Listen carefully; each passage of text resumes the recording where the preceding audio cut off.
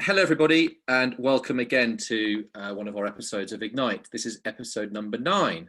Who would have thought it 9 weeks ago that we'd get to 9 episodes? Thank you, everybody, for joining. If you haven't joined us before, it's our series of webinars designed really to share useful content and perspectives on some of the things that we see going on in the insights and strategy world. 2 weeks ago, we welcomed 2 very special guests to Ignite. We had Jen White and Nicola McLaren, who shared their experience setting up effective insight functions in their organisations and the challenges that we might expect going forwards when trying to gather insight as we enter the new normal, whatever that might mean.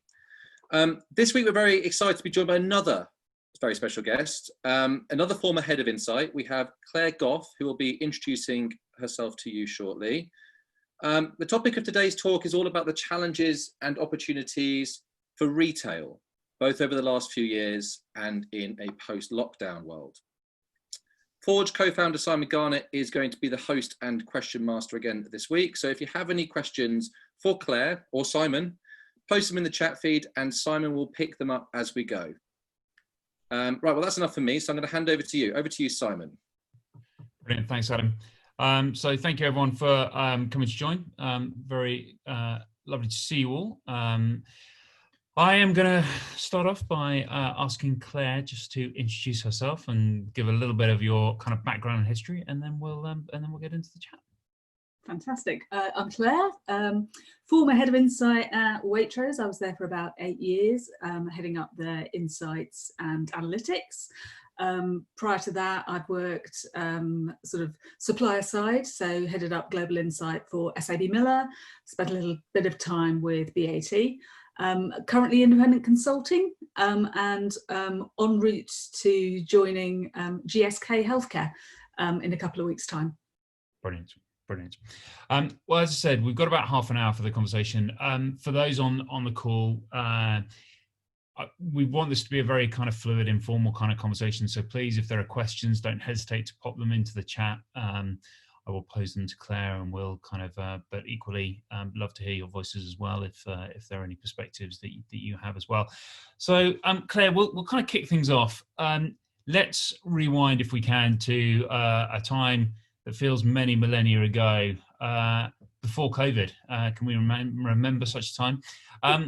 Obviously, you know, the challenges facing retail are often on the front pages. We know that the high street's kind of been facing some challenging times with high rents, high rates, the threats from online and disruption kind of coming through. Pre-COVID, what were some of the kind of big considerations that you were wrestling with in your role? What were some of the big kind of challenges that was sort of sitting there thinking, this is the stuff that keeps me awake at night? Well, at least if hopefully not awake at night, but certainly keeps me occupied during the day. Let's start there. Right, so it was really interesting. So what we were seeing was a growth in some critical trends, which I think this whole situation will have exacerbated. We were seeing a rapid growth in online, although in grocery it was still a relatively muted part of the market.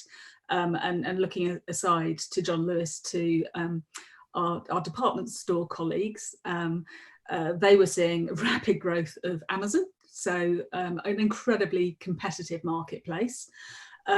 Similarly, the other issue we were facing was rapid growth of the discounters. Again, not really directly pulling from Waitrose, but making the whole market more competitive. And then if you again look to what was happening on the high street with department stores, a number of stores on brink of going bust, so really heavy price discounting was coming to the fore, and the combination of kind of growth in online and growth in competitiveness meant that margins were really squeezed. So there was a real challenge there in terms of how businesses streamline their operations, but also how they looked for consumer value add. And a couple of the key trends that we were following really closely, which is interesting, particularly now, I think, were the real interest in health, consumers' health, holistic health, the real interest in experiences, so not just buying products, but buying experiences, and really strong growth in concern for sustainability in the environment. So those were some of the critical trends that were keeping me awake at night. Yeah, well, I can understand why. There's more than enough there to keep you preoccupied during the day, let alone at night. Really interesting. I lots in there that I'm sure we're going to return to shortly and kind of keep discussing. As a follow-up to that, then, when you now sort of think about, as the world is starting to emerge out of the kind of COVID-enforced lockdown into whatever this long, slow kind of climb and back out looks like, are there any things in there that you think that was important before, it's now unbelievably important, and, you know, where all of the sort of mental energy and focus should go to, and equally the opposite, where some you go, yeah, that was important, I'm not quite sure actually, is that trend going to continue in this new world? Is it as important as it perhaps it was? Yeah. It's really interesting, isn't it? Because an obvious one is health, right? That's absolutely a primary concern. And you can look at how retailers are facing into that. But one of the things that they're doing to face into it is having to make shopping environments incredibly sterile and fairly thankless a task, right? So you've seen that there was a big trend into retailtainment and trying to draw people to bigger shops and draw people to the high street. That's going to be really challenging for a while, right? With no cafes, no ability to sort of eat in, all those sorts of things coming to the fore. The other thing that I think is really interesting and is going to continue actually, but has increased in importance, is local. So you can see that a lot of people have turned very local. And that is going to continue, and I think it's really going to focus. And then the other area was online. So there's a lot of people, I think, who are starting to become much more used to functional shopping online. I mean, they will still, I'm sure, want retailtainment, but it's going to be challenging, I think, for retailers to work through how to deliver that in the current. Fascinating. Number of things I want to touch on there. Really interesting. First one, I just want to touch, you said local there. Yeah. Help me just be specific on that. Are you talking about people will shop in their local shops and that their footfall will be local? Or are you talking about people just actually looking for a bit more local provenance? What kind of dimensions do you mean by local there? So certainly when we were in Waitrose, we saw people were looking for more local provenance, and that was something that was really growing in popularity, particularly with Brexit and all the rest of it. There was a real uptick in local provenance. But I think the current situation has actually opened people's eyes to shopping local. What's going to be really interesting is how and when people return to work and what impact that has on their future shopping patterns. Because obviously there's a lot of people working remotely at the moment, and a lot of supporting local businesses and a big uptick in the UK for local community. So it will be really interesting to see how that continues as people return to a bit more of a new normal. The other really interesting thing, I think, is retailers were expecting fairly tough economic climate with Brexit, and that is excavated hugely now, right? So everyone's kind of saying, okay, what is going to be the size and the shape of the recession, and how will that impact retail? And that's fascinating. How do you think we're going to, what kind of response do you think we're going to see there? Are we going to see retailers, the food retailers, doubling down and just going, you know, my already threadbare margins, I'm just going to cut even further because price is everything? Are we going to see some operational streamlining? So are we going to see, you know, perhaps the discounter model of a more curated range, take out the tail, operational efficiencies? What do you think we might start to see there in response to this double effect of both Brexit pressures and recessionary pressures? So we've already seen rapid growth in online, which is COVID related. I mean, literally, you know, trebling size of online operations in a couple of weeks. That type of growth. I mean, absolutely dramatic in response to customer demand. And obviously, online has lower margins, so that's a challenge. And we've already seen range rationalizations. So you can see that as retailers have been struggling with their supply chain and availability, they've done the natural thing to do, which is rationalize the range. So that's already come to the fore. It'll be interesting to see how that continues, right? But I'm sure a number of retailers will be taking the opportunity to rethink and recurate their ranges. Really interesting. Stephen's just sent me a message. He said we've already seen, obviously across lots and lots of categories, brands trying to cut out the retailer and just go straight to consumer, direct to consumer. Yeah. Do you see that increasing? Do you think that's a pattern we will see across all categories, all industries, or will it be quite isolated and specific? No, I mean, I can see brands have done it as a necessity, and I'm sure customers have gone direct to brands also as a necessity, right? Easter was classic. Cadbury's website, you couldn't get on it, right? Trying to send your Cadbury's egg direct to your grandkids or whatever it might be. And also, I mean, there's been a massive disruption in the market, right? Because wholesalers who used to sort of supply the restaurant trade and sort of supermarkets are also developing up their offers to go direct to customer. So I think direct to customer will be something that is in growth. The question is how many people can do it profitably? Yeah, absolutely.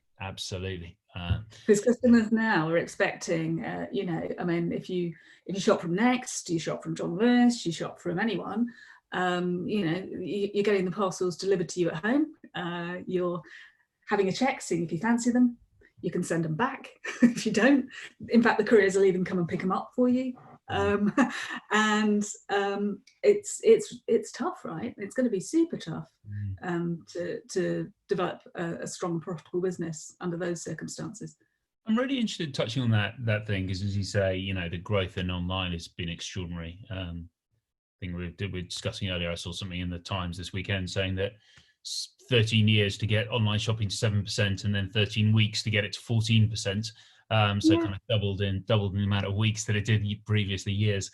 The marketing press is full of people who are, you know, from the Mark Ritsons of this world who will sort of say nothing will change, everything will, you know, forget it, everyone will snap back to normal straight away, through to other people who are kind of the complete opposite end of the spectrum and sort of say everything will change and this is complete disruption like we've never had before. How long lasting do you think some of these changes will be? What is a response to reality, the necessity of being in lockdown versus a desire because actually it's better for us? Well, I think it's really interesting, isn't it? So I think the way to unpick that is to understand how people were shopping beforehand, what their drivers and barriers were, and how they're shopping now and what their drivers and barriers are. And, you know, you say 7 to 14%, well, that's still a minority. So the thing to remember is that the majority of people still do want to go to shops and they still do want to shop in that way. But the experience isn't going to be brilliant at the moment. And I think it's something that it's going to vary hugely by basically shopping mission and customer type. So if you can imagine, there will be a whole sort of pile of people who have effectively discovered online shopping through effectively having to overcome their negative attitude towards it. Because they're deciding to, you know, be safer and either lockdown or semi-lockdown, who once they experience it will probably find that there are way more benefits than they realised. They'll have overcome all the barriers to entry, all the things that held them back in the past. So for certainly a sort of bulky and boring items, I can't see them wanting to spring back to physically having to go into a store and pick them up themselves and drive them home themselves, right? Yeah. Whereas for other elements, there'll be people who just by virtue of their current circumstance are behaving in a way that's just not ideal for them into the future. And the moment things return to normal, they will change their habits to go back to their old habits. But I mean, I'm a strong believer of habit. And I think that this has been going on for so long now, but we're all in a new set of entrenched habits. So I can't see a spring back, except for those things that we're all missing and wanting to go back to. Yeah. One of the thoughts I was just sort of playing around with is obviously in demand to home shopping in particular, so kind of grocery shopping. Obviously, a lot of the retailers have increased their delivery charges on the basis of there being such high demand.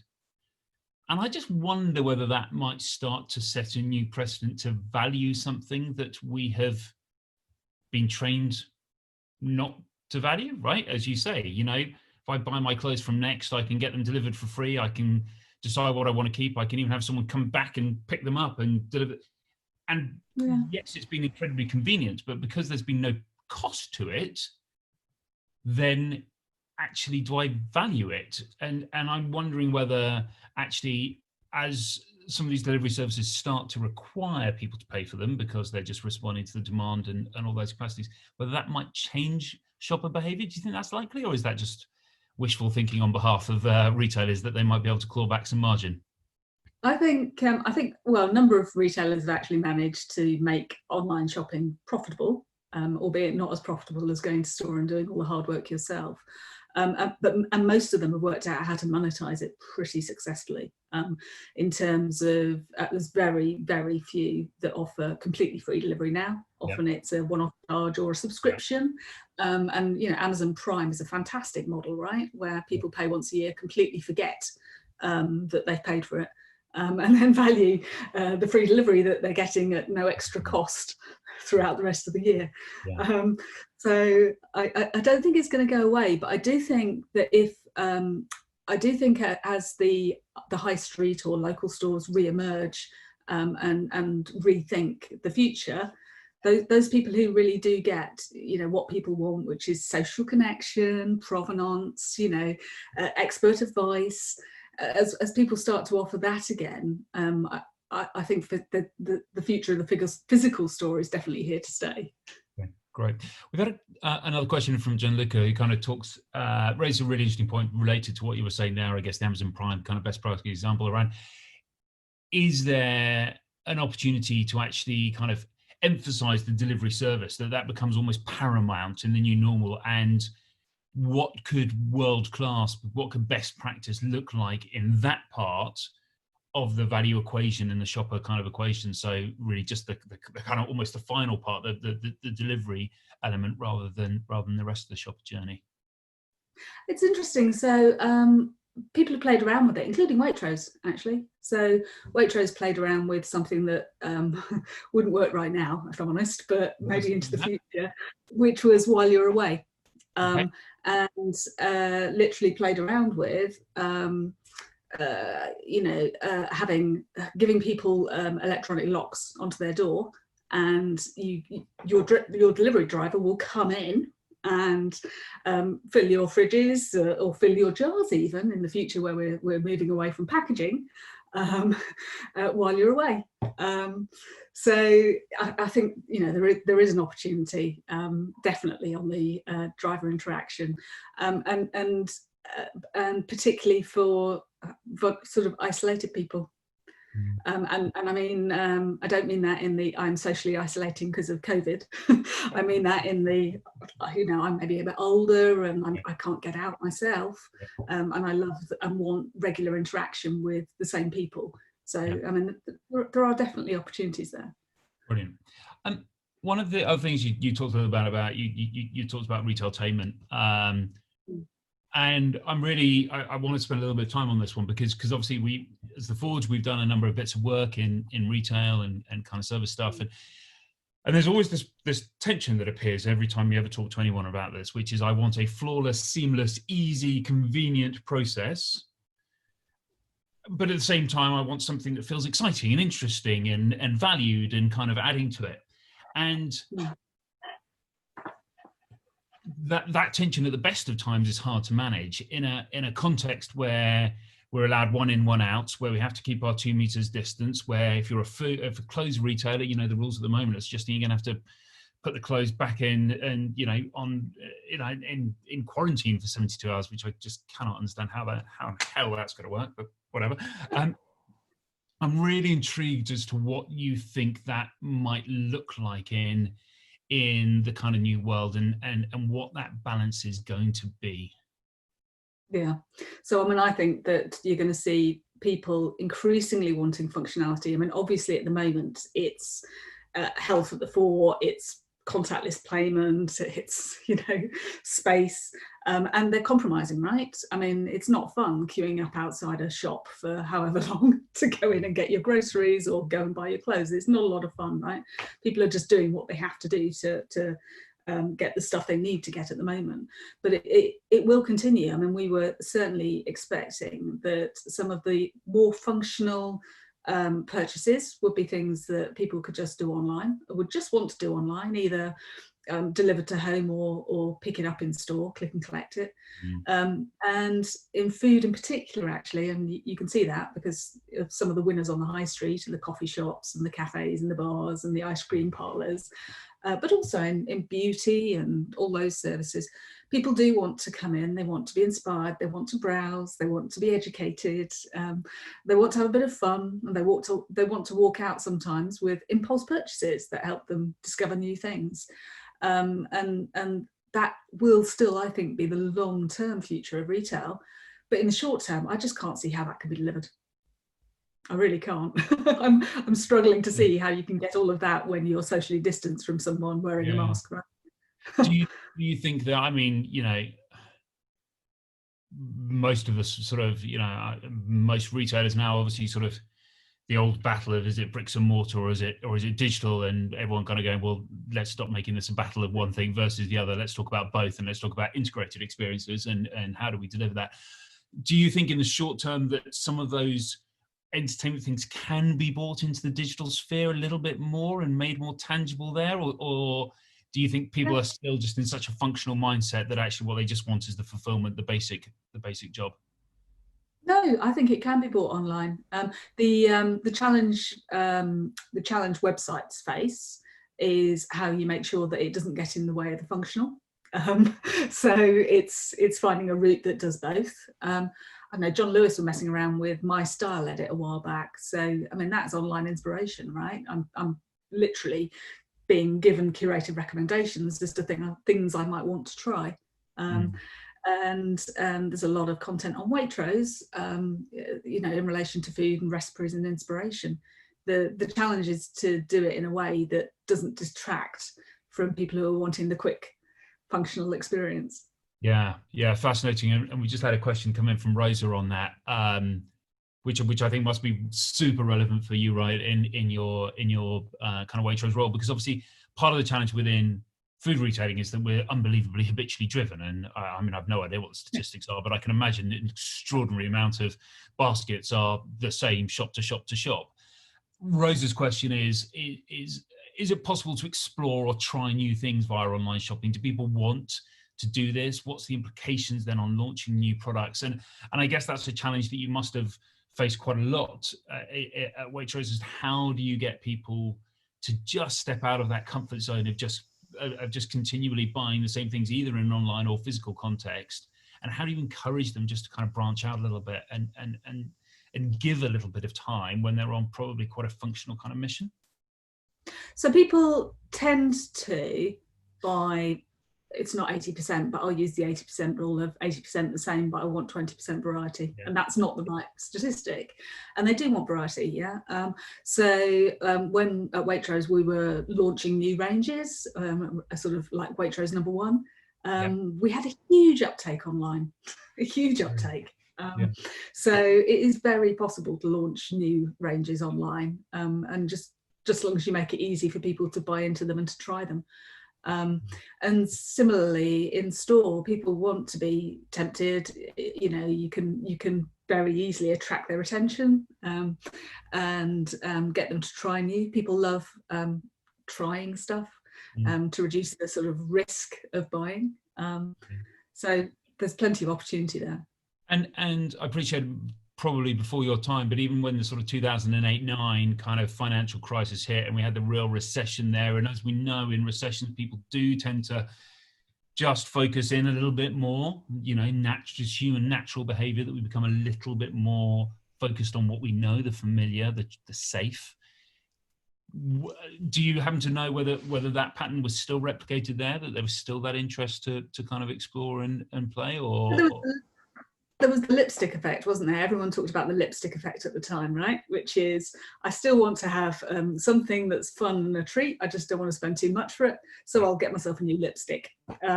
There was also the premiumization, as well as sort of, basics range is being launched.